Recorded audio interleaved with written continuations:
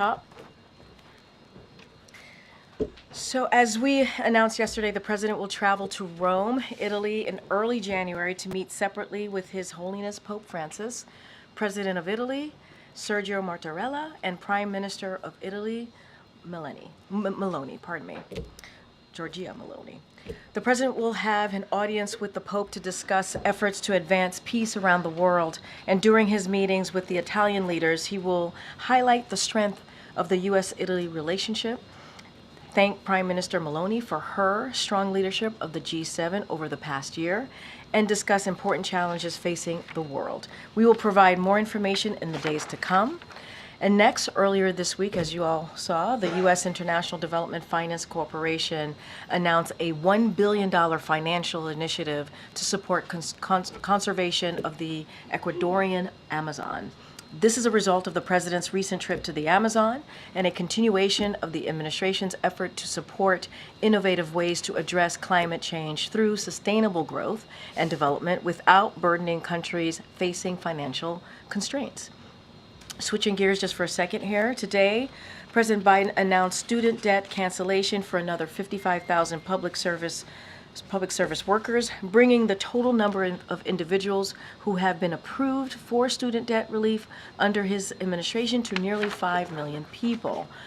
The people approved for debts cancellation today include teachers, nurses, service members, law enforcement officials, and other public service workers who have dedicated their lives to giving back to their communities and who are finally earning the relief they are entitled to under the law.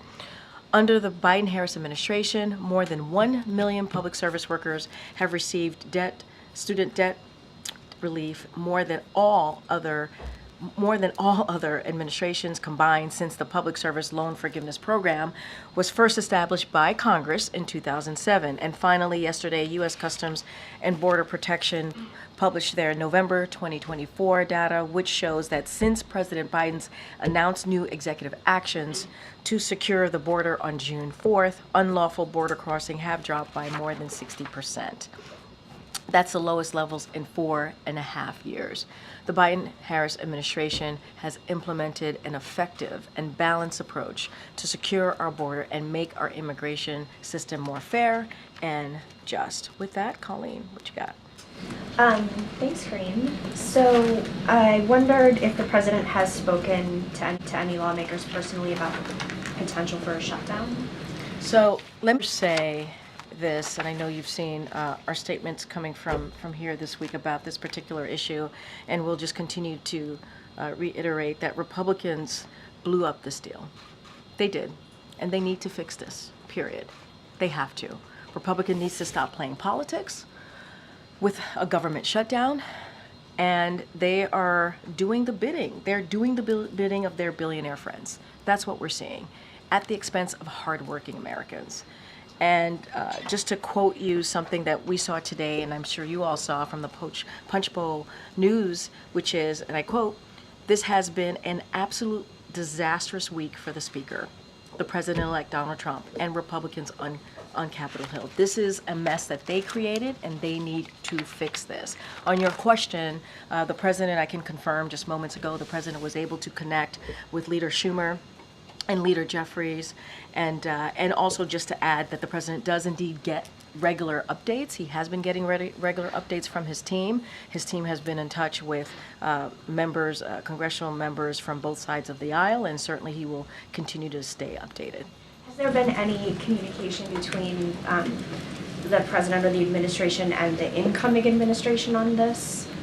I think we have to be really clear here, and that is, this is a mess that Speaker Johnson created. It is his mess to fix. There was a deal on the table. They were a bipartisan deal. A bipartisan deal. In this day and age, they were able to come up with a bipartisan deal. And, you know, that agreement, the Speaker Johnson needs to stick to. He needs to hold his commitment to that agreement.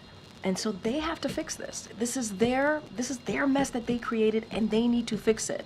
And let's not forget, we're not just when we talk about keeping the government open. We're talking about providing funds for disaster recovery efforts, lower costs of prescription drugs. That's what we're talking about.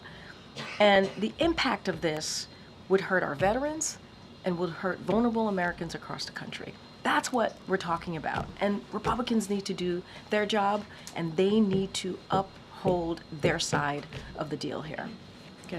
Thanks, Karine. Why hasn't President Biden said anything in the public about this? Don't the American people deserve to know why millions of federal workers could enter this holiday period without a paycheck? Well, Americans need to know that Republicans are getting in the way here, and they are the ones who have created this mess. That's the reality. That's the fact. And the president, and let me just take a step back. This is not the first time we've been here, and the president has had this approach before. He understands how Congress works. He's been around for some time. He understands what strategy works here to get this done. So this is not the first time that I'm being asked this question about the president and his outreach. I just mentioned he made 2 calls. He was in touch with the leader, the Democratic leaders on both the House and the Senate, Schumer and Jeffries. And his team is continuing to have that conversation. But this is the mess that was created by Speaker Johnson. He needs to fix this. That's what the American people need to be very clear about. Very clear. There was a bipartisan agreement, and he's not holding up his side of the bargain here. Right. We hear that message from you, but why aren't we hearing that directly from the president? Why haven't we seen or heard from President Biden himself? This is a strategy that we have done many times before, not the first time. And this is for Republicans in Congress, in the House specifically, to fix. They created this mess. There was a bipartisan agreement. There was a bipartisan agreement. Come in front of cameras There and speak was a directly to the American bipartisan people. agreement. There was a bipartisan agreement. And so what we want to do, and what the president wants to make sure we do, is he stands ready to help get a bipartisan deal through. That's what he wants to see. And, this is something that Republicans should own here. What they tried to jam at the 11th hour doesn't reflect and what that bipartisan deal that they came up with, obviously with Democrats. And, Republicans are showing a disregard for the American public. Just lastly, some leading Democrats are calling Elon Musk President Musk or co-President Musk. What is the White House's and President Biden's reaction to this labeling of Elon Musk, and whether or not House Republicans are listening more to this billionaire than the president-elect? What I can say is congressional reports at the direction, and you all know this, you all reported this, of President Trump and Elon Musk are trying to pave the way. What they're doing is trying to pave the way for $5 trillion to our national debt. That's what this decision does. You're talking about with cuts for billionaires, slashing Social Security, slashing Medicare, slashing Head Start. Congressional Republicans did what they did because of what the president-elect said and what Elon Musk said. That's the reality. You guys all reported this. That's why we are where we are today. So this is for Speaker Johnson to fix. This is the mess that he created. He needs to fix this. Again, a bipartisan agreement. There is a bipartisan agreement. Thanks, Karine. Would the president support a 4-bill strategy that we've seen discussed today, which would separate clean CR from a farm bill extension, disaster aid, and debt limit increase? I'm not going to get into hypotheticals. What I say is I'm going to get very repetitive here because it is true and it needs to be said. There is a bipartisan agreement. There's a deal that was agreed upon, and that's what they need to move forward with. And when I mean I mean the Republicans in Congress. They need to move forward with that deal. That's what they said, with the deal that was agreed upon. That's what they said they would move forward with. The Speaker said that, and he's not holding up his side of the bargain. He's not. His side of the deal, he is not holding up. And in response to President-elect Trump's statements this morning that this is a Biden problem, but if Republicans can help solve it, they will. I imagine was able to repeat some of what you just said, but in response to that. Congressional Republicans made their decision because of what the president-elect said at their direction, the direction of the president-elect, and the right direction of Elon Musk. There was a bipartisan deal on the table. They were moving forward. The speaker agreed to do this, to move forward with the bipartisan deal, and they stopped that because of what the president-elect said and what Elon Musk said. They wanted to clear a way for their billionaire friends, a tax cut, $5 trillion to the national debt, with tax cuts to billionaires, for billionaires. So that's the reality. You've all reported this. We've seen this. We saw what was being stated, what was being put out there by the president-elect and Elon Musk. There's no hiding from that. That's the reality. And so, you know, we're talking about, this is not politics here. We're talking about the American people who need these programs, who need it. And so, Political Playbook said, had to say what they had to say about this. Trump picked the fight. He picked the fight, and it was Trump. Well, with him and Elon Musk, who sank the bipartisan deal. That's what you all are reporting. You can't twist the facts or change history here. Okay. So based on the White House's assessment of where things stand right now on Capitol Hill, should Americans be prepared for the government to shut down tonight at midnight? There's still time. I believe there's still time for that to not happen, for Republicans to do the right thing, to hold up their part of the deal and move forward with the bipartisan agreement. There's still time. And our focus is keeping the government open. That's what we want to see. And we hope Republicans want to do that. Republicans in Congress want to do that as well. And there's still time. And we've talked a little bit here about how the president really has not been a player at all in these negotiations. I know you said he spoke with Schumer and Jeffries today, but what exactly is the strategy behind that? Is there a sense that perhaps having him involved at this moment would do more harm than good? I got this question, I got some formulation of that question moments ago. The president knows how to deal with Congress. He's been around for some time, as you all know. And this is not the first time that we've had this strategy where we have said it is Congress's, one of their number one jobs is to keep the government open. In this particular instance, you saw what Republicans did with Speaker Johnson obviously leading us to this mess, to where we are right now. And they need to fix it, period. It is their mess to fix. It is. There was a deal, a bipartisan deal. There was, just days ago. And they created this mess. Speaker Johnson needs to fix this. Republicans in Congress needs to fix this. It is their mess to fix. And they allowed this bipartisan deal to be scuttled by the president-elect. And if the government shuts down for an extended period of time, would President Biden commit to remaining here in Washington and not going through with his holiday I plans? don't have anything. I can't get into hypotheticals. I don't have anything to share on this. We believe, as I just said moments ago, there's still time to get to a deal here, or move forward. I shouldn't say get to a deal. Move forward with the bipartisan agreement. They can't avoid a shutdown. They can. They were on their way to doing that, and it was scuttled by the president-elect and Elon Musk. This is why we're here today. That's why we're here today. Okay. Yep, okay. Karine, you've said that House Speaker Mike Johnson needs to fix this. Has President Biden spoken to the House Speaker, or does he have any plans to? I've answered this in so many ways, and I'm going to answer it now. We got to be really clear. Speaker Johnson created this mess, and he needs to fix it. I don't have anything else to add beyond that. He knows, the Speaker knows how to fix this. They got to a bipartisan deal. He said he was going to move forward with it. They stopped it because of the direction that they were given by the president-elect and Elon Musk. And right now we need to focus, and we need to continue to focus on the American people. We're talking about shutting down the government that will impact veterans programs, services that Americans truly need. They know how to fix this. Republicans actually know how to fix this. That's why they were able to get a bipartisan agreement on the table. They know in order to move forward with this, you need a bipartisan agreement. And there was one, and they did not move forward with it because of what they were told by President-elect Trump and also Elon Musk. Okay. Hi, Karine. I'll go at the question another way. In this moment, is the president leading? The president is the president of the States, and he is leading. And to be very clear, as it relates to this, I've said this many times before, moments ago, and I'll say it again. We have done the strategy before. This is not new, where we have said Congress needs to deal with this. This is their number one job, is to keep the government open. And there was an agreement on the table, not just an agreement, a bipartisan agreement.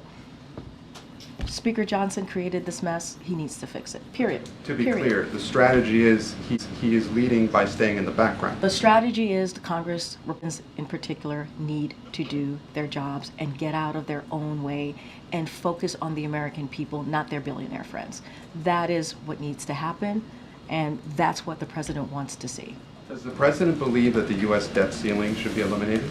You all know where the president stands on this. Focus right now is keeping the government open. That's what he's going to focus on. The vice president canceled her trip to California. Can you say why? You would have to speak to her. I can't speak to that. And then finally on Syria, really quickly, the DOD said yesterday that there are about 2,000 U.S. troops in Syria. That's double what the administration has said beforehand. Why the discrepancy? So I would have to refer you to the Department of Defense to speak to troop numbers. That is their purview. That is something that we have always been pretty consistent on, that they have to speak to. I know that they said yesterday that the additional forces are considered temporary, that they are deployed to meet shifting mission requirements, but I have to leave it to the Department of Defense, to the Pentagon, to speak to troops. Last question, Yep. Karine, and I know you have tried to answer it several times, but shouldn't Americans hear from the President of the United States just hours from a shutdown? What Americans need to know is that you have Republicans in Congress, in the House, who got in a way, who stopped a bipartisan agreement. They got in the way. They created this mess. And I said this earlier when I said, and you all know this, or you report this, it is not easy to get to a bipartisan agreement here in this town. And there was one. Both sides sat down, they came to an agreement, which is a good thing for the American people. We thought we were moving in that direction, and Republicans decided to instead listen and give space to their billionaire friends and not put the American people first. That's what is happening. That's what we're seeing. Go ahead, Michael. Thanks, Karine. Just wondering if you could give us an update on Nippon Steel's pending purchase of U.S. Steel. Excuse me, the panel that is reviewing that transaction is expected to issue its recommendation soon, so I'm just wondering if you have any update on the timing. And also, is the president prepared to accept those recommendations regardless of what they are, or does he plan to block this? I'm not going to get ahead of the president. I don't have any announcement to make, and so I'm just going to leave it there. Just don't have anything to share. Don't have an announcement to make at this time, and certainly not going to get ahead of the president at the podium. Even the timing? I don't. You know, CFIUS, that's this review. They are independent. We leave it to them to make that decision on the timing. I just don't have anything to share on this. Good, Karen. Could you talk a little bit more about the president's trip next month to Italy? In your statement last night, you said that he had accepted the invitation of the Pope to visit next month. How did that come about? Did that just happen on the phone call yesterday? Did the president express interest to the Vatican that he wanted to make this trip? It's pretty late in a term to be traveling so soon, close to the end like that. So I don't have any information for you. I would have to talk to the team about the time. Look, the president is looking forward to going back to Italy. As you all know, he's been there a couple of times in this in his first term, and so he's met obviously a couple times in this administration alone with His Holiness Pope Francis, and obviously he looks forward to that. As you know, he is a proud Catholic, and so that is something that he certainly was looking forward to that, and having a conversation about peace around the world. We know that is an issue that His Holiness cares about. I don't have specifics or behind the scenes private conversations on how this landed and the timing of this. What we can share is that it's happening. The president looks forward to it. And we certainly will have more to share as we get closer, like we normally do when an ACONUS trip Should we expect domestic travel for the president in January? Is he going to be out there doing any farewell speeches on policy issues in other parts of the country? So I would say stay tuned. We'll certainly have more to share about what January would look like for the president. Don't have anything specifically to announce right now.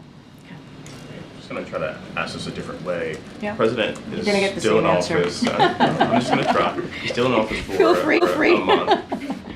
The American people really haven't heard from him on whether or not the government is going to shut down. Wouldn't the message hit differently if the president were out there countering the message that we're hearing from the president-elect and Elon Musk? Why isn't he speaking on this? Republicans are breaking their word. They are breaking their word to support a bipartisan agreement. We would not be in this position if Republicans in the House did not break their word. That's where we are. And we're talking about what the agreement, when you think about what the agreement would do, it would lower prescription drugs costs and make it harder to offshore jobs to China. We're talking about veterans who need these services. And what they want to do is they put forth a bill that would pave the way for tax break for billionaires. That's what they did. Instead of going with a bipartisan agreement, they put forth something that would pave the way for their billionaire friends. That's not about the American people. That is just not about the American people.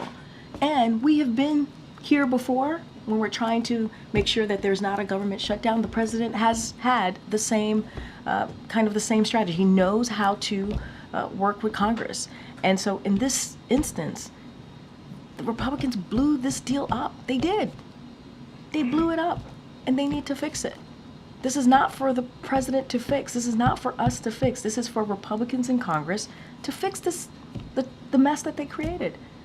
But has he expressed any thoughts or feelings on the president-elect and Elon Musk? You're what I'm saying, right? I speak for the President of the United States. So when I speak for the President of the United States, I am speaking directly for him.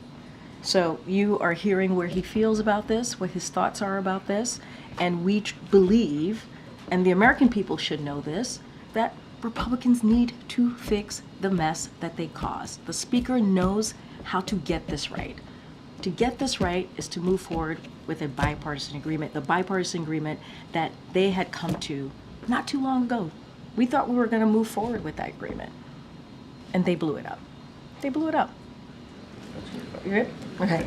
Thanks, Karine. Has the government started informing employees who might be furloughed? Yeah. Those specific folks, especially heading into the holiday season, are they being informed that they might not get their paycheck? So, look, we believe that there's still time for Congress to prevent a partial shutdown. We believe that.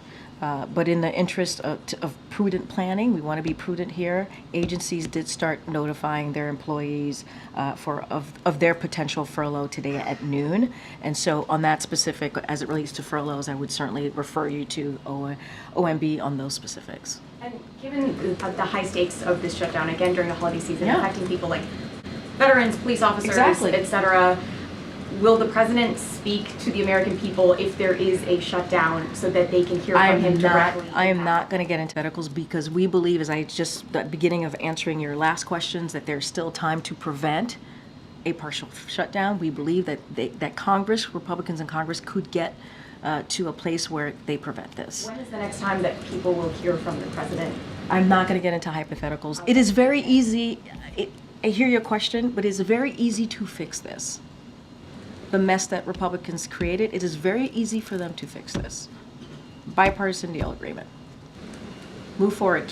Keep your word, Republicans in Congress. Keep your word. Keep your word. Go ahead. Thank you, Karine. I have a question on China. In the final month of this administration, we continue to see high-level talks between us and China, including last week. Is President Biden making his final effort to strengthen U.S.-China relationship ahead of Trump administration? And are you concerned those mechanisms you've established with China might be abandoned next year? Thank you. So, and I'm just going to repeat what the president has said, what the National Security Advisor, Jake Sullivan, have said from this podium about the relationship, the U.S. relationship with China. And what the president remains doing is, and is incredibly focused on, is managing the most consequential relationship You've heard both of them say that. It is the most consequential relationship. And it is because of the work of this administration that we are handing off the U.S.-China relationship in a stronger, competitive position. Remember, in the beginning of this administration, we would talk about how it is about competition. That's how we wanted to kind of see that relationship as well, about competition. So that's what the president and this administration is leaving the incoming relationship. Under President Biden, we have made America stronger and positioned us to outcompete China through significant investments in the United States, develop closer relationship with our allies and partners in the Indo-Pacific, increase our deterrent capabilities, and diminish China's ability to exploit our most sensitive technologies. At the same time, we are carefully managing, and we have carefully managed this relationship through skilled diplomacy to prevent competition from varying into conflict. Remember, that's what we want. We want competition, not conflict. So we're going to continue to manage this relationship. I'm not going to get into hypotheticals of what the next administration may or may not do, but what I can lay out, as I just did, is how the president has focused on this consequential relationship with China, the U.S.-China relationship. Okay. Thank you. Just following up on Karine's question on the trip to Italy and what would be the second meeting with the Pope. We all know that for the president, his face is very important, but this isn't a trip he's taking as a private citizen. This is a trip he's taking as head of state. So what's the broader message here? Why this choice for what might be his final international trip? So look, we're going to have more information as we normally do. We do background calls, press calls with all of you as we head into an ACONUS. We're going to do the same. Nothing has changed. And we will lay out the goals, the reasons, what we expect to get out of this trip. But I tried to give you a little bit of what the president, the logistics of who the president's going to meet, and the discussions that he's hoping to have. Let's not forget, the prime minister she's the leader of the G7 right now, right, and has shown strong leadership. So that's important too, to have for him to have that continue that diplomatic conversations with her as well. And so certainly we will have more to share as we get closer to the travel. Thanks, Karine. There are some Republican lawmakers who are actually advocating for a government shutdown. One example is Marjorie Taylor Greene from Georgia. She says shut it down. Can you explain the repercussions of what a partial government shutdown would be for specific groups, for seniors, for veterans, for those that depend on government services? Can you explain what this possibility would mean for those individuals? And it is sad that I have to accept, really. They are congressional members. One of their duties is to keep the government open because, as you just stated, we're talking about veterans. We're talking about vulnerable Americans who need services that the federal government provides in order just to make it through the day. And it is sad that what we're seeing from Republicans is picking their billionaire friends. That's what they're doing. Not the American people, not our veterans. And we're talking about basic services that are needed. OMB certainly could dive in and lay out the different programs that will be impacted, that will impact Americans if this indeed happens. But John, we can avoid this. They can avoid this. This does not have to end this way. We do not have to end with a government shutdown, and really put a negative impact on American families, a negative impact on our veterans. This could be avoided. Republicans in Congress don't have to go this route. They don't. There was a whole different route that they were going, which would have actually been done in a bipartisan way. This president believes that it is important as we move policies, as we move forward on behalf of the American people, we do it in a bipartisan way. And they had that deal.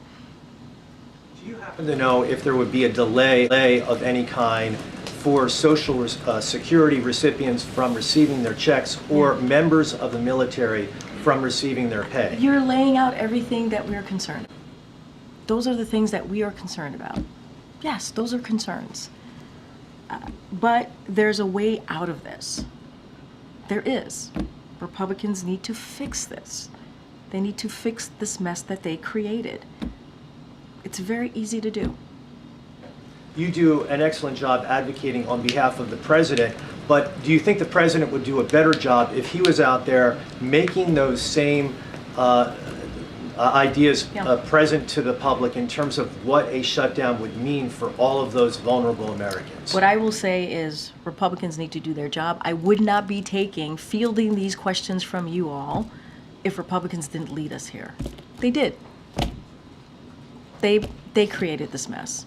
The only reason we're having this back and forth is because the Republicans created this mess in Congress, in the House specifically. They created this mess, and they can fix it. They were on their way to fixing this with this bipartisan agreement. So I think the onus is on them to get this right. Okay. Does the administration have any updates on the whereabouts of Austin Tice compared to last week? Yeah, don't have any updates to share. Obviously, it is a priority for this president to get Austin home. That is something that certainly we want to see. I will speak to Assistant Secretary Barbara Leaf and Ambassador Roger Carstens traveled to Damascus, Syria, to engage with the Syrian people, including members of civil society activists and other Syrians about their vision for the future of their country and how the United States can help support them. They also met with representatives of the interim authorities to discuss transition principles shared by the United States and regional partners. In their meetings, to your question, they stressed the immense importance of finding missing U.S. citizens, including Austin Tice, and bringing them home. So that continues to be a priority. Any specifics about that meeting, I would refer to the State Department. I know at 12:30, the two State Department officials held a on the record press conference. So I would refer you to that press conference that they had. It might still be going, but they certainly were able to talk in more details and take questions about this. And again, they touched on Austin Tice and this, and more broadly, obviously bringing U.S. citizens home. Does the president have, say, 3 top priorities for things he still wants to accomplish in the next 31 days he's in office? Well, one of the things that I can say is keeping the government open, right? We want to make sure that that happens. Congress had a bipartisan agreement. They should move forward. Republicans should not get in the way, should choose the American people first, not Republican or their billionaire friends. And so that is something that we have said many times from here, that was a priority for this president. Certainly we want to continue to excel the implementation of key priorities that the president has had, meaning the bipartisan infrastructure legislation, the CHIPS and Science Act. We want to make sure that those investments, that continues, and we want to excel on that. And we've talked about continuing to lower costs as it relates to prescription drugs, but lowering costs more broadly, certainly for the American people. And so that's our focus. That's what we've been doing, and we're going to continue certainly to do that. And we can expect more announcements on at least some of those fronts in the next few weeks. I would say stay tuned. We are trying to truly run through the tape here and get as much done as we can for the American people. And we know that the American people wants us to continue to work on their behalf, and that's what the press is going to be focused on. Real briefly, since you mentioned the shutdown, different angle on that question, Sure. Potential shutdown, I should say. Yeah. Should the American people be confident that in the event of a shutdown, there would still be a smooth transition and inauguration process? That has been the president's commitment. And that you've heard directly from him. We want to make sure that there is a responsible, committed to a responsible transition. And as you know, his team, he and his team has certainly been working towards that. The team has been preparing for months to make sure that happens. I will say, though, if there is a shutdown, and I don't want to get too much into hypotheticals, but this is the reality, transition activities will be restricted. And with limited exceptions, obviously, but such as prevent imminent threats to the safety of human life or the protection of property. Those are the things that we would, that we would have to be concerned about.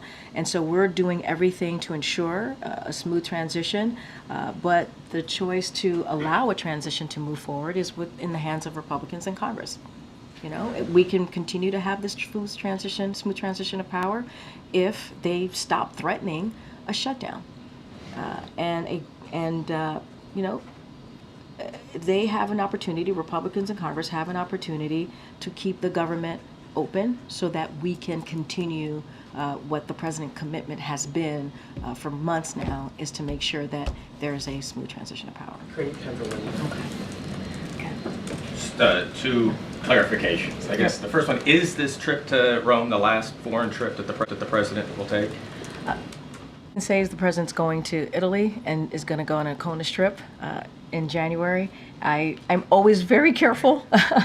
Anything could happen, but what I can say for sure is that the president's certainly going to be going to Italy. We announced that. We'll have more to share. I don't have anything else to share. And then secondly, related to the CR, given what you said about the president's views on debt limit increases or eliminating the debt limit, does that mean that would be something that would be vetoed by the president if it reached his desk? I'm not going to get into hypothetical. I think what is important here is there is a path forward. There has been a path forward. There is a bipartisan agreement that Republicans tanked because of what they were directed to do by Elon Musk and President-elect Trump. That's what happened. That is the reality that we're in now.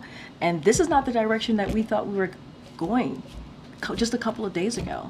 And so Republicans blew up this deal. They can fix it. It is their mess to fix, and they have to choose the American people. They have to do their basic job, is choosing the American people and delivering for them. Thanks, everybody.